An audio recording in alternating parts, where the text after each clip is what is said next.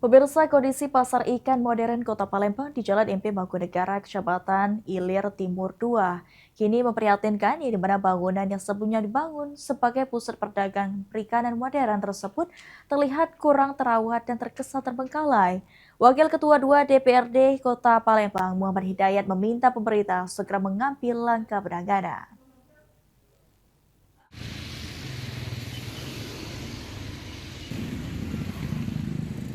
Beginilah kondisi pasar ikan modern Kota Palembang yang terlihat kurang terawat dan terkesan terbengkalai. Sejumlah fasilitas terlihat kurang terawat dan banyak area pasar yang belum dimanfaatkan secara maksimal.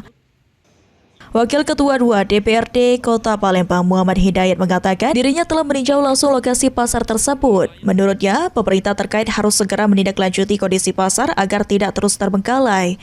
Selain itu, perbaikan dan pengelolaan fasilitas, pemerintah juga diminta melakukan sosialisasi kepada masyarakat dan para pedagang agar memanfaatkan lahan yang telah tersedia. Muhammad Hidayat menilai pasar ikan modern ini memiliki potensi besar untuk mendukung perekonomian masyarakat apabila dikelola dengan baik dan difungsikan secara optimal.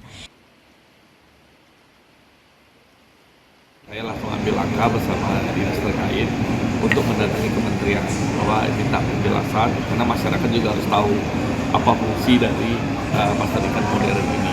Jadi dari situ sudah jelas pada saat itu kami sudah mendapat penjelasan. Saya juga sebagai DPRD Kota Palembang juga membuka menanya langsung dengan bersangkutan apakah ini aset sudah diserahkan ke pemerintah kota 100%. Karena apa? Karena di sini kan kalau sudah diserahkan, berarti kan ada biaya yang harus ditanggung oleh pemerintah kota itu sendiri, baik itu dari keamanan, penjagaan, kelestarian dan tempat ini, dan mensosialisasikan bagi masyarakat Kota Palembang untuk bisa memanfaatkan lahan ini.